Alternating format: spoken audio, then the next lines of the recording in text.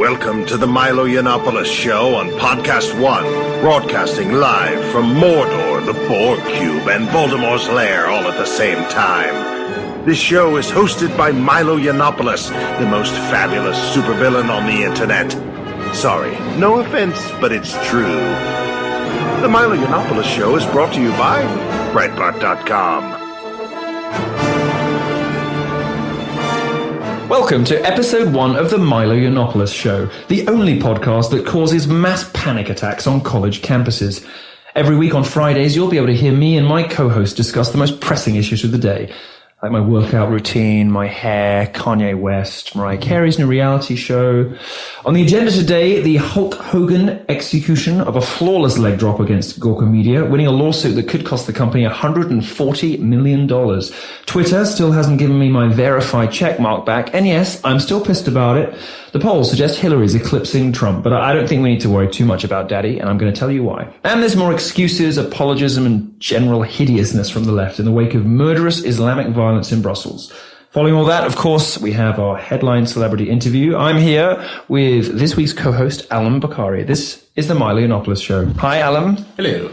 So Alan is here with me to talk through the news, what's been happening this week. Alan, what has been happening this week? I'm so out of it because I've been on tour and I've been sort of rushing around. We're finally settled in Los Angeles, catching up on the news. What's going on? Well, if you were on social media late last week, you'll have noticed an outpouring of memes, remixed videos of Hulk Hogan executing various wrestling moves against other wrestlers with the logo of Gawker photoshopped onto their faces. I did see this, and this is because the climax of the closely watched Hogan versus Gawker trial has occurred, and a court in Pinellas County ruled that Gawker must pay the wrestler $140 million.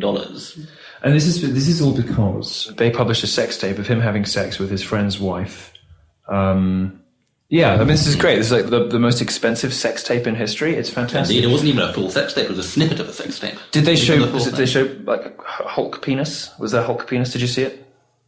You know, I haven't actually seen it. Of course you haven't. Nobody's seen it. The whole media is talking about this story and nobody's seen the video. I ask everybody the same question, is there Hulk penis? And nobody knows, which suggests to me that maybe there wasn't so much news value in publishing this after all, because people didn't want to see the tape. I don't want to see Hulk Hogan have sex. Well, you also didn't want to see the Mattress Girl sex tape. You made one of your interns do it. I did. I wrote a review. I don't blame you for that. No, I mean, I did eventually watch it, but Emma Solkowitz, the Mattress Girl, who probably lied about being raped at Columbia, made this terrible it was a sex tape, and it was taken from 4 different angles because she's that narcissistic. Well, you could see she was fat in 4 dimensions, you know. No, I mean, I wrote a review of it, eventually reluctantly did watch it, but I had researchers do it first. Okay, so what the journalists that I talk to about this stuff are telling me is that they sort of taking pleasure in this because it's Gawker and everybody hates Gawker and everybody knows that they are sadistic and sociopathic. With and the exception horrible. of Polygon, there's been an outpouring of support from Polygon journalists. Really? This is the video game place. Yes, I suppose they have solidarity over their shared experience as the target of Gamergate last year. I suppose so. It's amazing how people just suspend their principles for that kind of tribalism. It doesn't matter, what they believe, but they hate somebody or something so badly, or they're so butthurt about losing an argument, they will literally line up with anyone.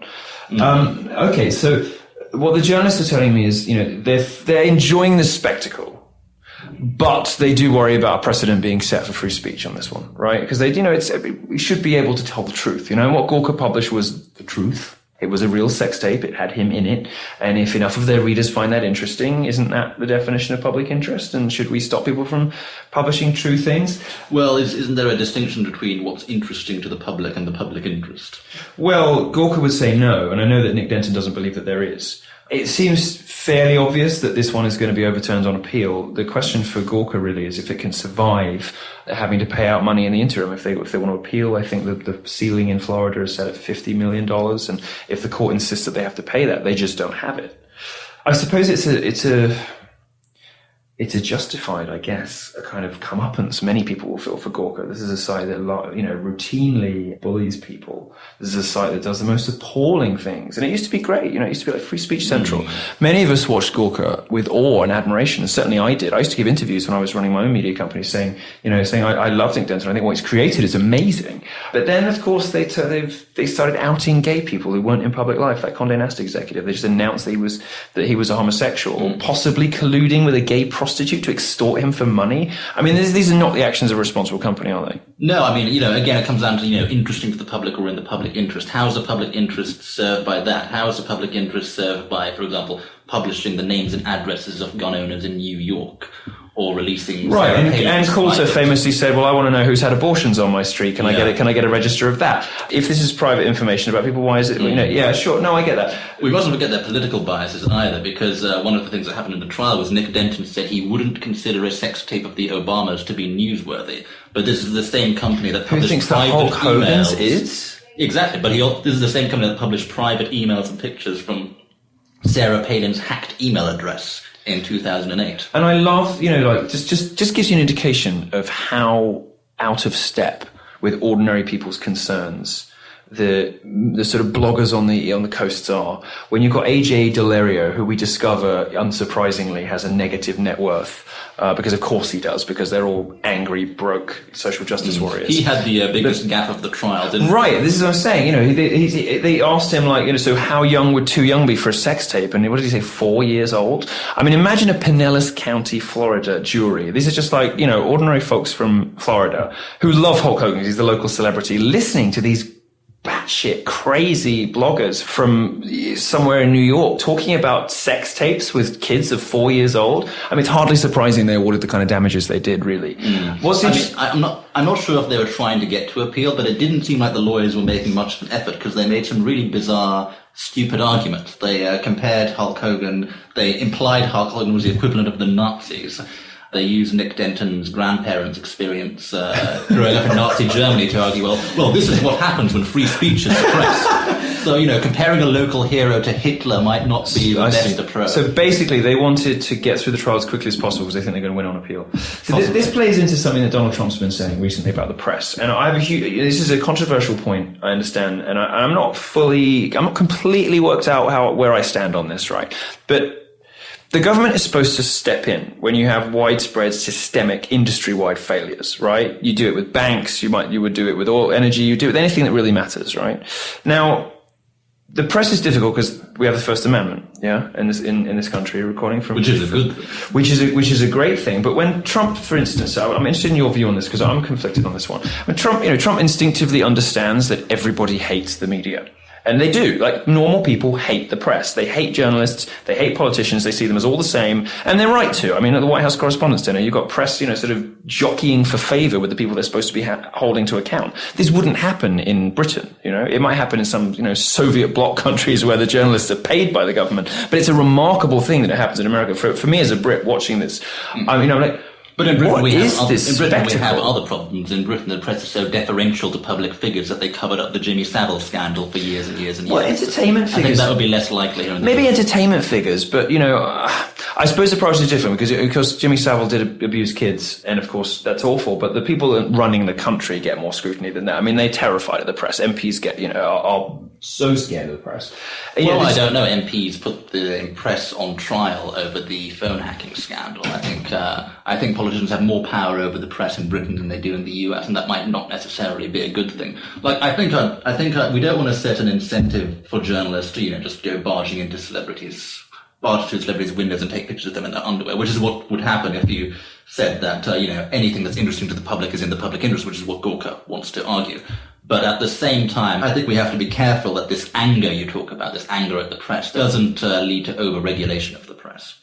Okay, I mean, I get that. It's at least good politics, though, isn't it, for Trump to say, Absolutely. People hate the press, and it would be nice if we made it a bit more difficult for them to lie about people. I mean, you and I know from our reporting on Gamergate and on gender issues, we know that the press lies to and about people all day, every day. It goes way beyond like negligence and intermendacity. The way to fight lies is with the truth and not being intimidated by the press. You don't need regulation for this. And I think what Gamergate proved, what Donald Trump proved, is that you can fight the press and beat the press without resorting to legislation. I suppose he's the best example of why his own statement about the press might be wrong, in that, you know, he's successfully managed to beat it. But as private citizens, it's more difficult. You know, if you think about the uprising of whether it's video game fans or men who are routinely lied about by gender activists, you know, the front pages of conservative newspapers telling lies about the wage gap, lies about campus rape culture. I mean, how do you respond to that as a citizen? Like, you know, shouldn't we try to make the press tell the truth more?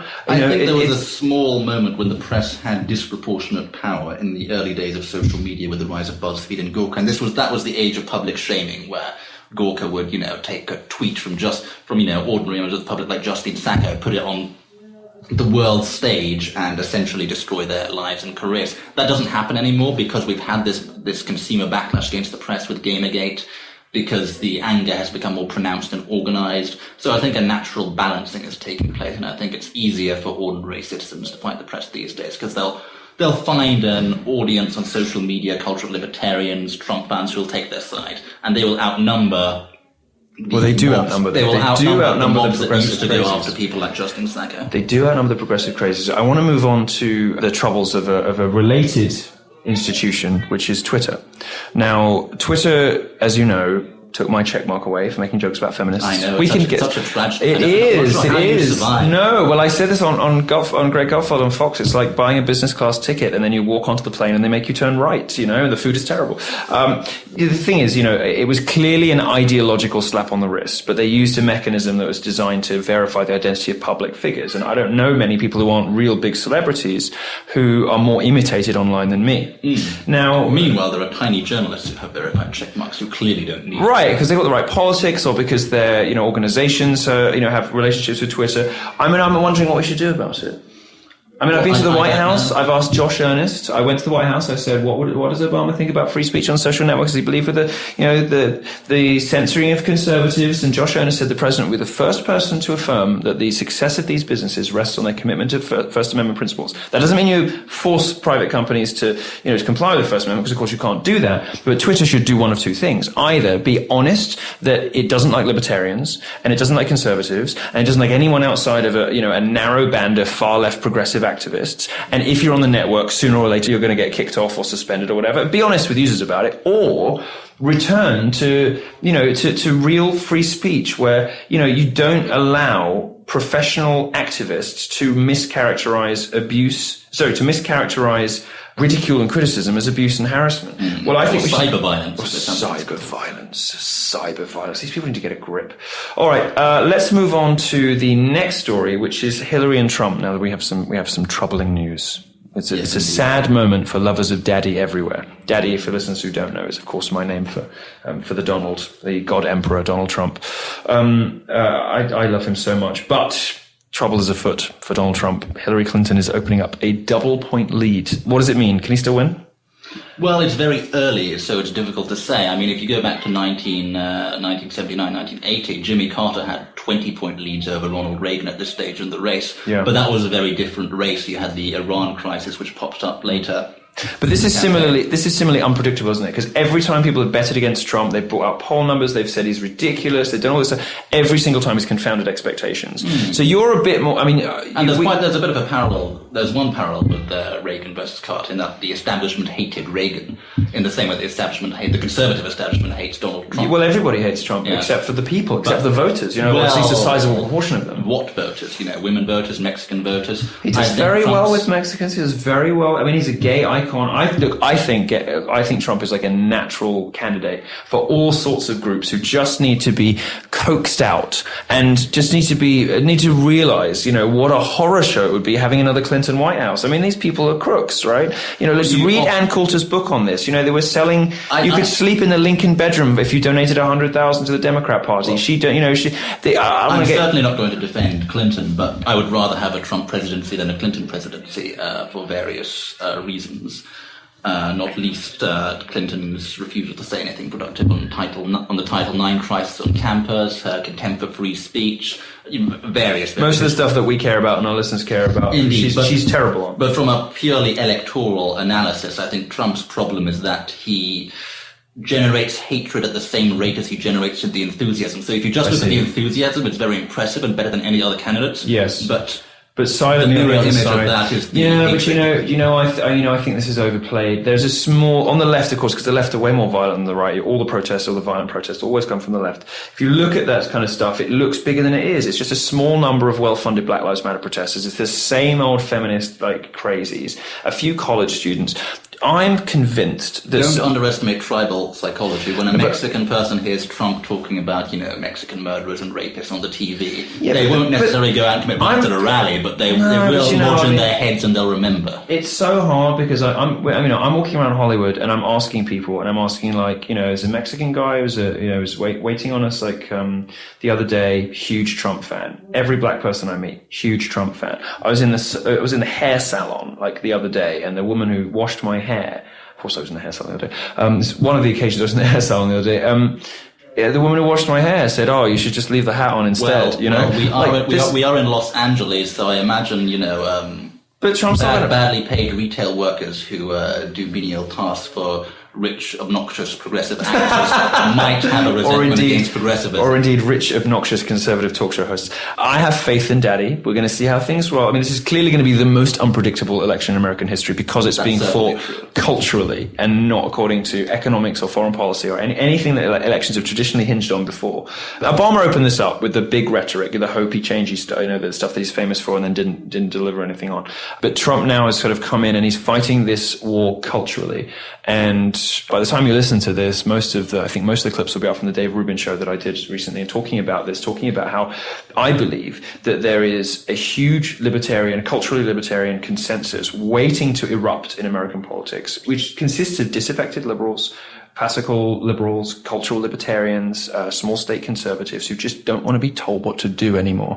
And for them, Trump is the icon. Trump is the person who is going to rescue them from the nannying and the pearl clutching that we always talk about so much. I agree with that. My final comment on this, I agree with that. My worry about the election is that those people are all millennials, and while they will come to dominate politics, they don't really Trump vote. has the problem of old, cautious moderates and establishment types. And Who vote in larger numbers than the youth. They do, and some of them will be put off by the brashness of Daddy. All right, well, we'll see how it goes. I've still got his back. The last thing we should talk about is Brussels, which everybody wants to talk about, but Obama has said that the Islamic State perverted one of the world's great religions. It's obviously bullshit, right? This is nonsense. This is yet another example of progressive politicians. All the conservatives do this too. Lying about the link between Islam and terrorism. Lying about, what this stuff... Look, these people describe themselves as Muslims. They say they do this stuff in the name of Allah. They say they do this stuff for the glory of God. We should surely give them the benefit of the doubt and allow them the right to describe themselves as we want. If we're going to let transgender people call themselves she, if we're going to let this genderqueer nonsense, we don't let people describe themselves as the religion that they have.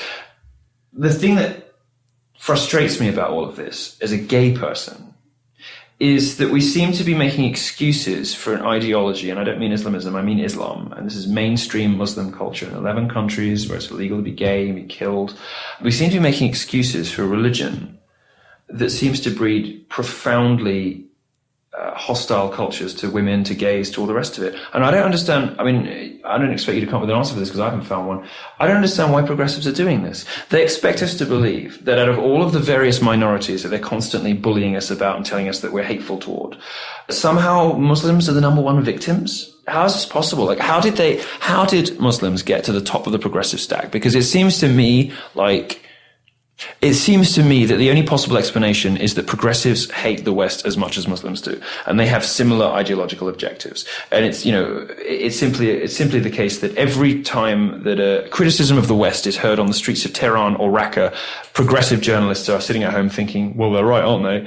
And sticking up for these guys as a result. I don't get it. You have a dodgy name. What's it, Bukhari? You're from, was it Pakistan? Yes. My dad did come from Pakistan. Oh dear. fire you. I'm wearing my suicide vest right now. Yeah, good. Don't piss me off. Don't say too much. All right. Why are we elevating Muslims to the status of victims? I don't think progressive... Patronising them and putting them up to the status of victims like this. Well, I think politicians are doing it for very cynical reasons. I think, especially in Europe, they want Muslim votes.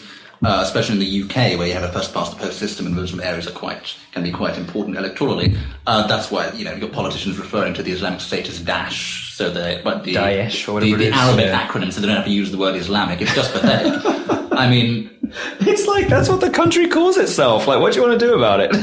I know it's annoying because stronger statements against Islam, I think, would motivate moderates to be more vocal. And Islam does need does need a reformation. It needs to sort of be bullied into one, because it hasn't gone through. Allow people to protect themselves. If you lie about this, you're denying people the ability to take care of themselves. These immigrants in Germany that are like making swimming pools go segregated, all this kind of stuff. I mean, from a gay person's point of view, I'm looking at these cultures swarming into Europe.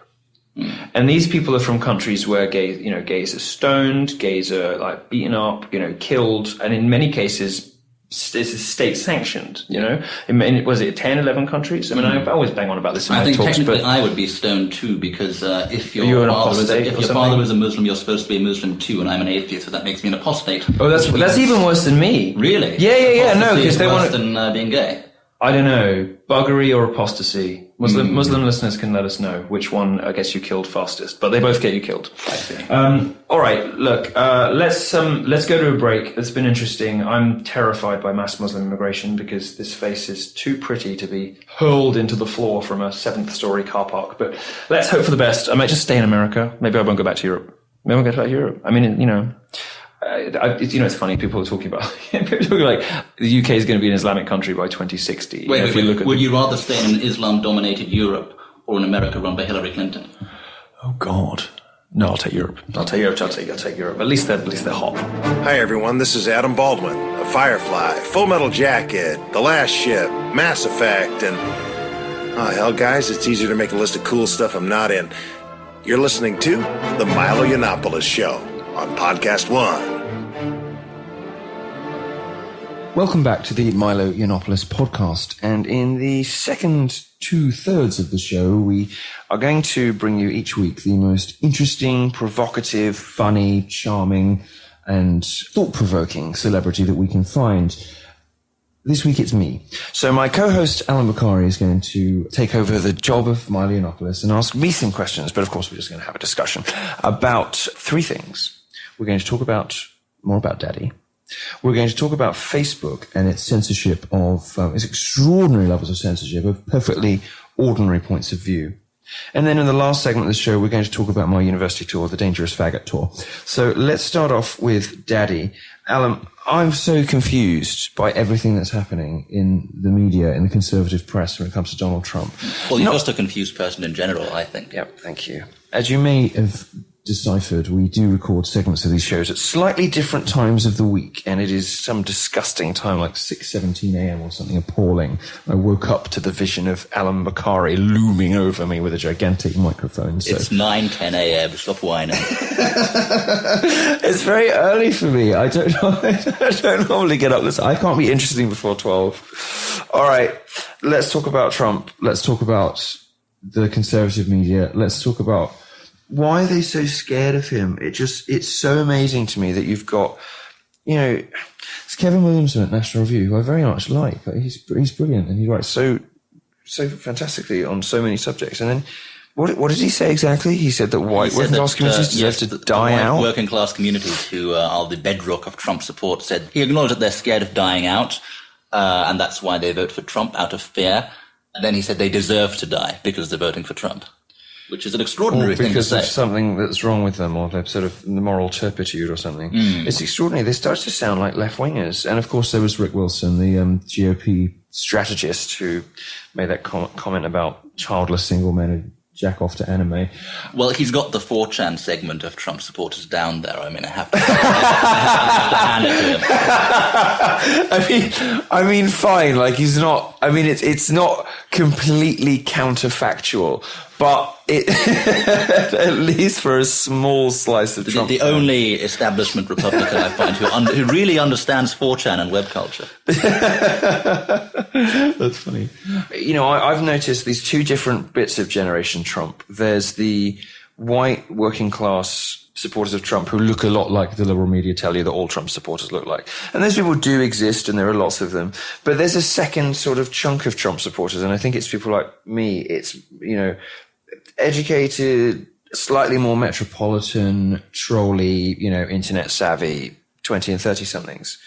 And it's those people that bring much of the lightness of touch and mischief to the Trump phenomenon.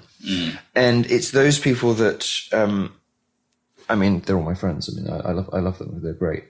But that generation, and then the younger sort of just hell-raising 17-year-olds on poll don't really, what they're characterized by is a sort of wild abandon when it comes to provocation and mischief. Yes. You know, these people aren't old enough, or they simply don't care enough about, you know, 9/11 or any bad things that have ever really But they happened. weren't alive for World War II and the Holocaust. They weren't alive for Jim Crow and segregation. But neither was anybody in their living family, right? They have no living relatives that were around for this stuff. So the social norms set up by the baby boomers who do remember those things don't really make sense to them. And it's fun for them to take the piss out. Exactly. And this is why I think there's this huge disconnect between the conservative press and this Generation Trump, because as you say, you put it very nicely, they just don't observe the same social norms.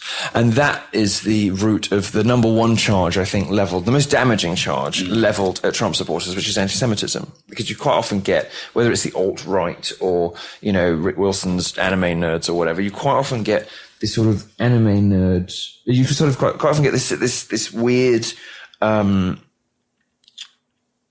it's like an avalanche of memes, Jew-related jokes and puns and pictures. There's one sort of caricature they use on the internet that's come to know as Shlomo Scheckelberg. According to Know Your Meme. Oh God! See, I'm on the cusp of all of this, so I still have this kind of like, I still have a slight lurch in my stomach when I see it. But by the same token, I get what's going on here, and what I think is happening is Jonah Goldberg of National Review, when he gets very upset by people being anti-Semitic on the internet. Well, if you know anything at all about the internet, what is going to be the sole response to you expressing that something gets to you? People are going to do it more. People are going to do it more. And they don't do it because they're anti-Semitic. They don't care about Jews in many cases. Fine, some of them do. A small slice do. But in most... But that's interesting, because how do we separate the two? Because what you don't want to do is have a situation where you allow genuine radical anti-Semites to attain public respectability thanks to the efforts of, you know, the less serious people. Yeah, but how is that ever going to be the case? It's like the KKK, right? Trump gets in trouble for not sufficiently disavowing or inconsistently disavowing the KKK. Quite frankly, who cares? Like, there are no white supremacists in this country. There are no supporters of the KKK in public life. They have no purchase on the media, no purchase on politics. Anytime anyone expresses views even remotely close to anything like that, they are shamed and ostracized out of public life. Now, well, that's my point. When they're shamed and ostracized out of public life currently, but if they were not shamed and ostracized, would they grow into a significant force again? I think that's the legitimate worry of some people. Well, I don't know. I mean, I'm looking at this stuff on the internet, and, you know, most of what they say about Jews is right. I mean, we do run all the banks. We do run media. We do have a vastly disproportionate... I'm just saying, we do have a vastly disproportionate influence in a number of important spheres in public life and in industry. Where you go with that is the issue, right? Well, indeed. I mean, if you compare it to the left, the identity politics left, they talk about privilege. And I suppose the alt-right's version of that is, they talk about white privilege and male privilege. I suppose the alt-right's version of that is Jewish privilege. And as we saw with the left... Well, the alt-right's version of it's actually real. Well, as we saw with the left, when you start talking about privilege, it very quickly turns into tribal, identitarian hatred. And isn't that a problem? Well, sure, but here's the thing. Most of the kids, and they are kids, terrorizing, and I use that word, you know, satirically, it's not really terrorizing, but terrorizing sort of, you know, the very identifiably Jewish editors at conservative publications. I mean, a lot of these kids are 17 years old. You know, because I'll DM them and I'll be like, dude, what's up? Like, which makes them impressionable as well. I mean, we can say it's youthful exuberance, but, you know, they're also impressionable. Isn't that a problem? If we acknowledge that there are some genuine extremists among the ranks of the alternative right. So you're more worried about this than I am, because I think it's all just trolling. Well, I mean, I don't care about the word faggot on the internet. Like, I'm perfectly fine with it as a gay man. Like, I like it. I think it's fun. I think it's perfectly fun. See, because what you're suggesting, I'm a fan of trolling. I'm just putting the other. But do you think that people saying gay and faggot like promotes homophobia, or is going to? No, right. So what's the difference between that and anti-Semitic? Well, what's the difference between that and like Jewish jokes and Jewish memes on Twitter? Because it comes alongside with it comes this argument about that's very similar to the left's argument about white privilege. Okay, so you think it comes with a different sort of set of ideology attached? It can do, and I think you have to differentiate between the two. All right. Maybe I just don't get as upset by words as other people. I don't know. There's something wrong in my brain where I just don't get offended. Anyway, we should move on to Trump's. I mean, we spoke a little bit in the first segment about Hillary sort of pulling ahead of Trump. It's a very distressing situation, which I'm sure will reverse itself shortly. But what interests me more is the conservative establishment's reaction to Trump. Just how scared they are by him. Absolutely terrified of this guy. Why do you think that he strikes such terror into the hearts, even of people? I mean, these guys are now rallying around Cruz just to stop Donald Trump. I'd say Jeb Bush endorsing Cruz. I mean, when would that ever happen? I mean, that's amazing. Because there was a time, wasn't there? There was a moment when they were, I mean, I was reading in the papers that there was a moment when the Republican donors were thinking of getting behind Trump because they thought he was malleable, and Cruz was still persona non grata. So Cruz was still completely untouchable. Because Cruz, you know, he's created an entire career out of sticking it to the Republican establishment. I mean, they really hate him. They hate him. But it's almost like anyone but Trump, even for the right wing, and yet he's still succeeding. And he's still winning. Yeah. I mean, this just tells you how out of touch people are. But I don't understand what's gone wrong with conservatism in this country. Why are they behaving like this? I mean, do they want to lose? Would they rather lose with Trump? Or what? I mean, what do they want? Do they want to sort of lose with nobility and purity rather than win with Trump? Is that what's going on? Well, I'd rather think that Cruz has more chance of winning than Trump, but I think Cruz has more chance of winning than Trump. Well, according to the polls at the moment, yes. Oh God, there's something slippery and slimy about him. Like he just slid out. You have something in common. You have the same favourite My Little Pony character. This is your big Cruz expose that you made people wait for weeks to reveal that Ted Cruz is a favourite My Little Pony, and it is Applejack. Yes, but no, there's something about I just look at Ted Cruz and I think he's just sort of like climbed out of a river or something, you know? There's just no way that man's ever going to be president. You decide who to vote for based on people's face. I do. Oh, okay. I do. No, I don't. Because because then I'd be a Rubio person, and of course he's just no. I don't get it. I mean, I'm fully paid up member of the cult of daddy for cultural free speech and libertarian reasons, so I'm just never going to understand the Republicans on this. I think it's two things. I think, firstly, it's an invalidation of the strategy which they agreed upon after 2012, which was to ape the Democrats on identity politics, to tone down their rhetoric, to avoid the slightest hint of being called sexist or racist. Because if you remember, the Democrats won in 2012 by using the war on women narrative, which Romney fell victim to. The second reason is that Trump isn't the same kind of, free markets above all else Republican that many of the establishment feel very strongly about. I mean, that's what they were used to. Well, they like that, don't they? And speaking to some of the alt-righters and Trump supporters, there's a sense that for them, culture is more important than economics, even in some cases. This is legitimate heresy for the conservative establishment, because free markets is their religion. Right. And there's a sense that they want to protect and preserve Western civilization and Western culture. And Trump clearly loves those things. He clearly loves America. He's clearly proud of the country that at least that America was, if not it is today. And many of his voters, I get the impression, simply care more about cultural issues. They care more about the fact that Trump is sticking two fingers up at political correctness, that he is horrifying the left, that he's even horrifying the, as they would say, the cucks on the right.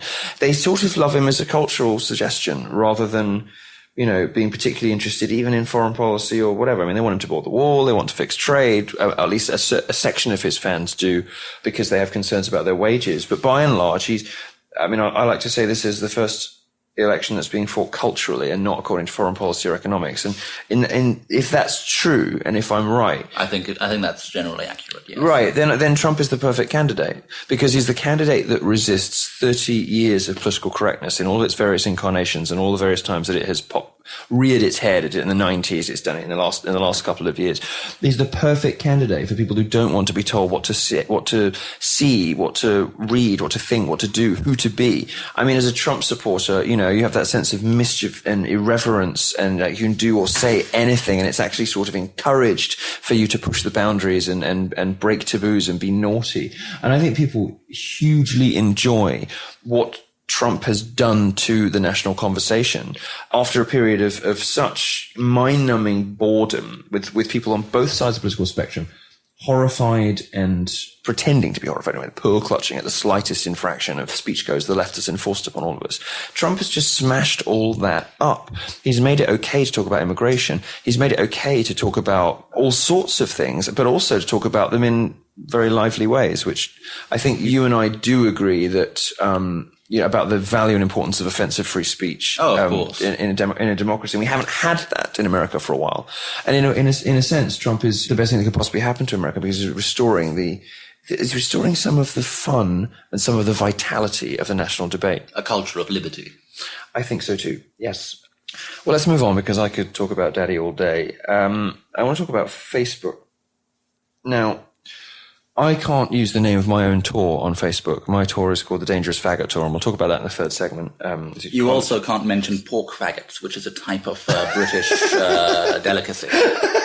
Is it really a delicacy? Well, British dish, shall we say. I don't think there are any British delicacies, are there? Do we have anything that could be even remotely considered fine dining? I'm sorry to every British. What about deep fried Mars bars? That's Scottish. It is Scottish. That's Scottish, yes. And it is good. Yeah. I can't eat food like that anymore because I want to diet. But yeah, deep fried Mars bars. You won't know. You probably won't. If most listeners are going to be American, they will never have heard of this. Strangely, I think they sell them in Canada. Do they? Yes. Do they? Yeah. So there's this thing. I think there's sort of like a Scottish crossover or something. Like is there? Yeah. Because there's nothing to do in either country, so they start just getting fat and. No, I think like there were Scots who emigrated to Canada at some point. Oh, okay, all right, fine. But your other thing is probably true. Yeah, there's fuck all to do in Scotland and nothing in Canada. No, I mean, it's a wonderful thing. Actually, what they do is they take candy. They take like chocolate bars. And one of them is the particularly sickly, sweet, rich one called a Mars bar, which I don't know if you have in America. And they just dip it in that coating they put on fish and fish and chips. Batter. Yes. Thank you. So you wake me up too early. Yeah. They put it in batter, and it's an amazing thing. I have had one. I've had sausages in batter, which are the best, which are lovely. You can't get good fish and chips in America. So if you go to England, you will never have a good meal. You will never have like a really proper dinner out unless you go to one of about 4 restaurants in London. But you can have really good fish and chips. There's a place called the Rock and Soul Place in Covent Garden in London, and they cook everything in peanut oil, and it's delicious. Anyway, Facebook. I can't use the name of my own tour. We can't, as you correctly say, mention the name of this delicious British dish. It's because they're doing it algorithmically, isn't it? They just Facebook's too big. They don't care. It's not like Twitter where they have these sort of like, I imagine this kind of raft of blue-haired social justice warriors sitting in an office in San Francisco just blocking conservative bloggers for saying faggot and dyke. Yeah, like Twitter's Ministry of Truth. I love that. We should do a spoof on that. That's a great video.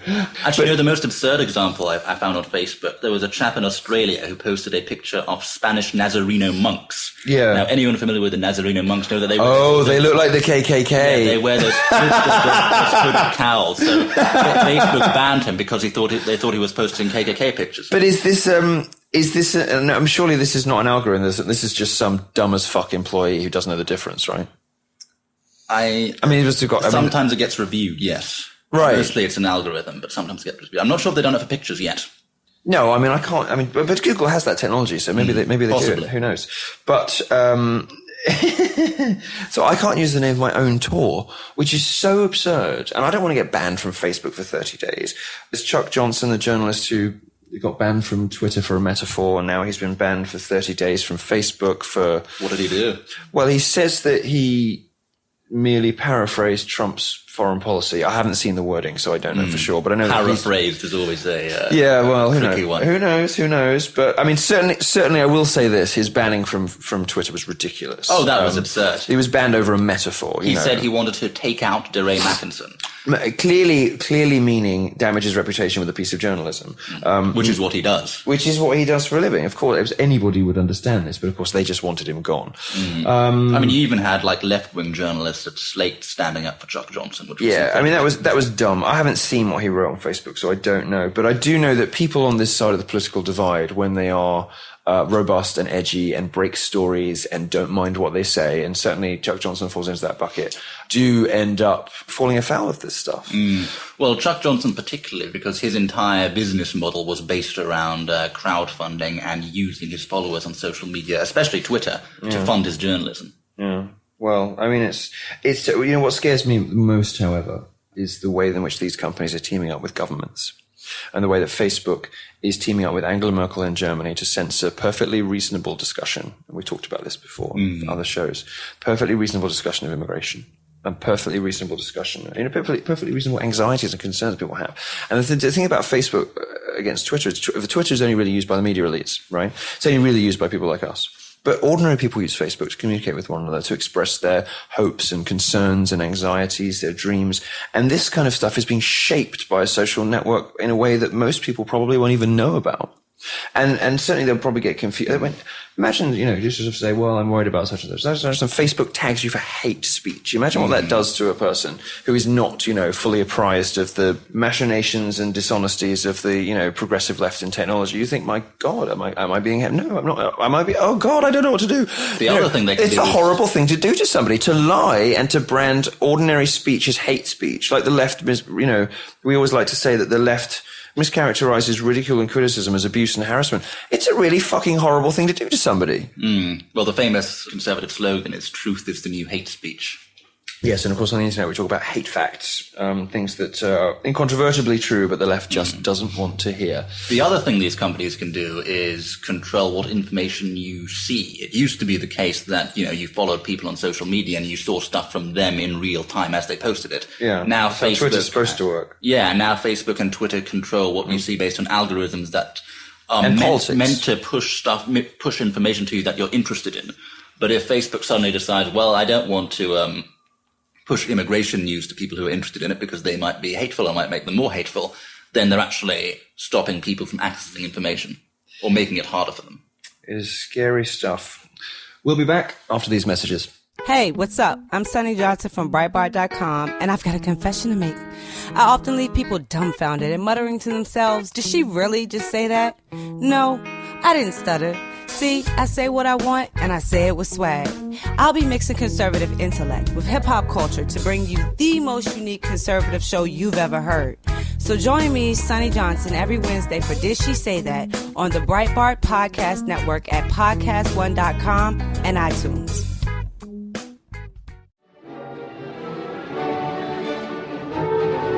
Even though blue-haired social justice warriors hurl themselves off the Golden Gate Bridge when they hear us say it, this is the Milo Yiannopoulos Show. Welcome back to the Milo Yiannopoulos Show. I've had my coffee. I am more awake now. Alan Bakari is still with me, and we're going to talk about the Dangerous Faggot Tour, which is my college tour, and some associated issues. Now, am I allowed to say faggot, by the way, because I'm a straight person? No, you are. You are. I insist, actually, that you use the word faggot. Okay. Right. I'm just going to use the word faggot. Yeah, just call me do it like how Southern Americans do, like faggot. Faggot. No, not quite like no. That's no. I'll never do that again. Okay. Anyway, the Dangerous Faggot Tour, which I cannot mention on Facebook without risk of being banned, is my tour of American colleges talking about free speech, the evils of modern feminism, campus rape culture, which is of course a myth, the wage gap, which is of course a myth, safe spaces, trigger warnings, and all manner of other social justice lunacy. Now, some wonderful things have been happening on campuses this week. We've been enjoying very much some of the craziness. Emory University. Do you know what's happened at Emory University, Alan? I'm not familiar. What happened? Okay, well, at Emory University, students have been triggered by Trump 2016 appearing in chalk around the campus. I see. And the university administrators have said if anybody feels, traumatized or triggered by the appearance of these chalk words, that they're welcome to come to the university for counselling services. Now, I'm guessing that these are counselling services paid for by, with money that could otherwise be going to teaching people maths or teaching people physics. This is what your enormous six-figure student loans are being spent on. If there are any parents listening to this, $60,000 a year is going to these special snowflakes because they're traumatized by chalk words. Well, they're traumatized by everything. They've been traumatized by your visits. They've been traumatized by Christina Hoff Summers. They retreat into these therapy sessions after anything that mildly offends them. I will never get over Rutgers. I'll never get over it. It's the best thing in the world. I go there and I give a talk and I'm saying something like, everyone I think knows this now, but I'm giving a talk about the importance of free speech and academic inquiry, and it'd be a good idea if we all had, open, free discussion of ideas. And what happens? Some feminist leaps up and starts smearing herself with blood. Now, the pictures are amazing. I've just dropped my coffee. That's fantastic, wonderful background noise for the show for you. This is real. This is what happens when you're on tour and you have to record radio in hotel rooms. You're welcome, listeners. What happened was the feminists, they smeared themselves with blood. And then, of course, afterwards, for people who weren't even at the talk, the university staged therapy sessions, group therapy sessions. People who were so traumatized by the appearance on campus of a gay man with the wrong opinions that they needed to get it out of the systems. At Pittsburgh, there were students crying, like sobbing and wailing after my talk there, where I had the temerity to call Black Lives Matter idiots. And they are idiots. Now, this is just an amazing, amazing series of events. Now, I'm going to tell you about something I've got planned for later in the year. But before we get to that, how on earth did this generation become so overly sensitive? Breaking down in tears, not even by listening to your speech, but by hearing you were in the vicinity. Well, I used to be very mean on the students, and I know that some people, are quite vicious to them, call them special snowflakes and losers and all the rest of it. But I have to tell you, I've come around to the view that actually the students are not the problem, because these kids don't arrive at college like this. They don't arrive at college. In fact, I've got a great idea for a TV show along these lines. It's called My Social Justice Kid or My Social Justice Child. And it's basically this show, it follows families that send their kids to college, and the kids go off normal, nice, pretty, happy, well-adjusted kids, and then after about 6 months of college, they come back with blue hair and piercings, and telling their mother that she's problematic, and then they think their dad's a racist, and there are microaggressions at the dinner table. It's going to be a great TV show. The idea I've got in my head is you're just sort of sitting there with the parents, going through photo albums of these beautiful, well-adjusted children turn themselves into these hideous, quivering blue horror shows of self-loathing and hatred after 6 months at a liberal arts college. So anyway, it's going to be called My Social Justice Kid. It's great.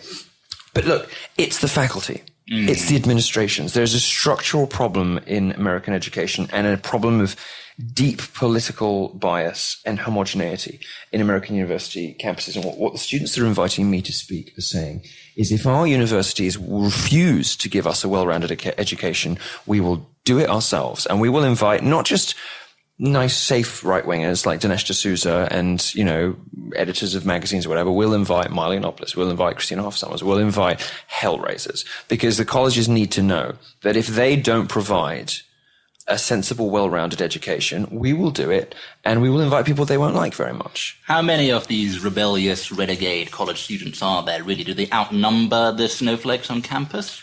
Now, see, I think we're going to have a different view on this, because it's my firm belief, or at least my hope, that sensible people are the majority, and I've always tried to have the best view of human nature possible. But what I think the dynamic I think that the psychological phenomenon that's really going on, which we've discussed before, I think what's actually happening is that most people go along with this social justice stuff just for peer pressure, really. When you have a media that is completely all in on feminism and social justice, when all of the media is telling you, wage gap and sexism and microaggressions, all this kind of stuff, you just sort of do it to fit in. And there's a phenomenon that one of our friends told us about recently, which I found very, very fascinating, called a preference cascade. It's what's happened with Trump, in fact. When people conceal their preferences, and there's a moment when there's a cascade when all these preferences come out. Where right, so basically you've got a load of people who are effectively falsifying their beliefs and preferences to fit in for professional advantage, and you can't blame them. Like, most people are self-interested and opportunistic, and that's perfectly fine. I mean, like, it's scary and dangerous to say what you think these days. This is what happened with the Soviet Union. Right. Everyone hated everything it. Everything fell really, really fast because nobody agreed with it, but everybody went along with it. But as people soon as realized there was a moment which was safe to criticize. As soon as you get the sense that there are other people like you, and even, especially if you get the sense that the other people like you are in the majority, which I believe they are. I don't think most people are born crazy social justice warriors. There is obviously always going to be a small, loopy, lesbianic contingent of man-haters who will be crazy feminists. There are always going to be a small, loopy contingent of black supremacists who just want to, stoke up race hatred. But I don't believe that most women, buy into the crazy feminist nonsense. I don't believe that most black people believe that Black Lives Matter, with its, self-destructive tendencies and its race baiting and its hateful rhetoric, is the best way to solve problems in black communities in America. I think people go along with it, and when they realize that there's a sufficient other number of people that it's safe to be honest about what you believe, there is what our friend called a preference cascade. And this has happened with Trump, happens, as you say, with the Soviet Union. I think it's about to happen with social justice. I think it's about to happen on university campuses, because my tour is not the only thing happening, but it is definitely one of the catalysts for a new generation of mischievous, fun, trolly college students. But are they in the majority, though? Because some would argue, Jonathan Haidt, the social psychologist, would argue that the psychological problem with the millennial generation goes deeper, because they've been raised in a culture, not just on campuses, but in wider society, that emphasizes the protection of people's feelings, that says it's society's job to protect your feelings, protect you from being hurt and offended. That's obviously a structural problem. I mean, that's obviously a generational problem. I like to say sometimes that millennials are probably the first entirely middle-class generation, because they've never really suffered. So rather than having real problems to worry about, they instead worry about their feelings. So yeah, sure. But isn't it the purpose of a university to remind young people that their feelings are ultimately unimportant, and to expose them to new ways of thinking and new ideas and new people? I mean, the strengthening campus rather than the coddling campus. Exactly. Shouldn't we be churning out graduates who are better equipped to deal with the real world, not less well equipped? Because it seems to me, I mean, I can't think of an American university, except if it's somewhere like Hillsdale or whatever.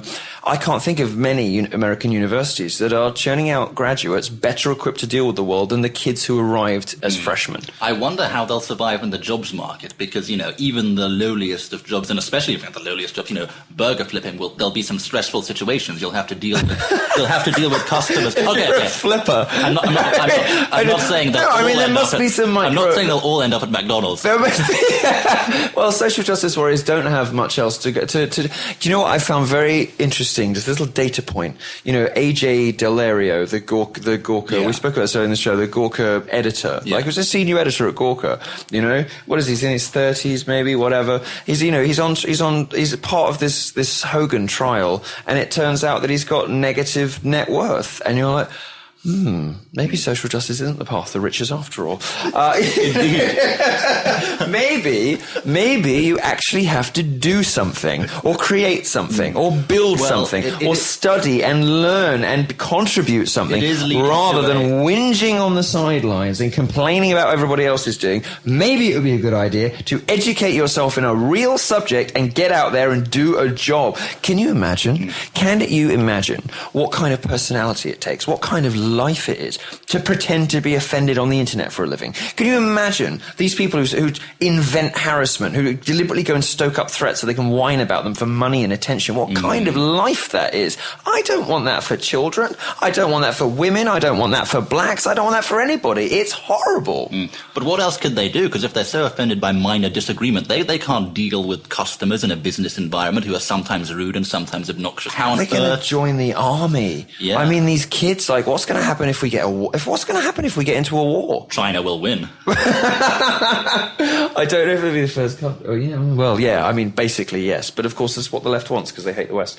Anyway, on the tour, I'm going to be getting a bit more specific in some of my talks. I'm going to be talking a bit more about cultural appropriation, why it's horse shit. I mean, this is another invention of of social justice warriors to make everybody feel racist, so they can control what you say and what you read and how you speak. They say that you can't use the fashion or the music or the cultural styles of other cultures without being racist. Right. There was this wonderful You don't moment. get to use, the products of oppressed cultures because you didn't go through the struggles they had. I mean, please. There was please. this wonderful moment in Boston at a museum where they were having a day where you could wear Japanese kimonos. And social justice warriors turned up to protest with their signs doing a sit-in. But then the local Japanese population turned out with their own signs saying, no, please Please enjoy our culture. This is what's amazing. You had white people against actual Japanese people. It's so amazing.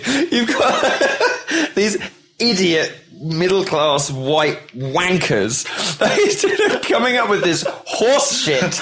And Japanese people are like, it's fine. I'm so grateful you're taking an interest. It's lovely. Look, cultural appropriation, we have to wrap up soon, but cultural appropriation isn't a thing. And you hear this on college campuses. They have a problem with mariachi costumes, or they have a problem with, Indian headdress, red Indian, I'm not allowed to say that even. I've got to see, what are you going to say now? Native American red Indian. Please, for God's sake. Native American headdresses. There's somehow a problem with it. It's how art works. Let me give you some famous cultural appropriators from history. Mozart, Picasso, Wagner, Jay-Z. This is how art works. These people are dumb. The problem with them is they're just stupid. They don't know anything. They've never read any history. They know nothing about art, nothing about intellectual history, nothing about philosophy, politics, nothing. All they want to do is, all they've been taught to do is virtue signal to other people about their own, upstanding moral conditions. And they've never been properly educated. I was talking about burger flipping, but they do have a very clear career path into the burgeoning industry of diversity consulting. Well, I've got a theory about this, and some people will know this from the column that I wrote about this. I don't know whether, maybe you'll agree with me on this. I think that equality and diversity departments should be staffed exclusively by rich, straight white men. Because if you're going to start adjudicating between victim groups, you need to be free from the oppression and discrimination that these groups say they face, so that you can judge objectively, right? So the best thing... And they always talk about ingrained unconscious bias. Exactly. So it makes perfect sense. I can't do it because I'm a fag. So what I want is rich, straight white men to adjudicate on these issues because they are free from the issues they're being discussed. I mean, why on earth would we let women decide on women's issues? It's a conflict of interest. It's a conflict of interest. That's insane. Why would we let Black Lives Matter activists lay down the law about race relations? That's nuts. What we need is disinterested people who, by virtue of their extraordinary levels of privilege, don't need to engage in identity politics and, race baiting, all the rest of it. We want educated, well-bred, smart elites who are not subject to any of the approach. They can judge, because ultimately, this, resources are a zero-sum game. If you give more money to women, you take less money away from men. If you give more money to, like in colleges, if you spend money creating black-only dorms, that money comes from somewhere. So the best thing to do is to get people who have no oppression points, people who are drenched in privilege, to adjudicate. So do you agree with me on this? So in conclusion, what you're saying is that straight white men should dominate another industry. Yes. For another set of perfectly good reasons. Indeed. I think that's probably where we should leave it for this week. You've been listening to the Milo Yiannopoulos show. Our first guest was Milo Yiannopoulos. Next week, we have Ann Coulter, the conservative firebrand. We're going to be talking about Daddy. We're going to be talking about what a Hillary Clinton White House would look like. I'm sure she'll have some interesting things to say on that subject. Thank you very much for listening. You've been listening to the Milo Yiannopoulos Show, the podcast that launched 1,000 therapy sessions for triggered snowflakes. Thanks for tuning in, and please do subscribe on iTunes, leave us a comment, a rating, whatever you like. Our producer is Alan Bakari. Our researchers are Will Ross and Michael Poole. Our resident German, Mark Geppert, ensures the trains run on time. And our sound engineer, John Fitch, can be found at sturbridgesound.com. Download new episodes of The Milo Yiannopoulos Show at podcast1.com, and you can also listen to us at Breitbart.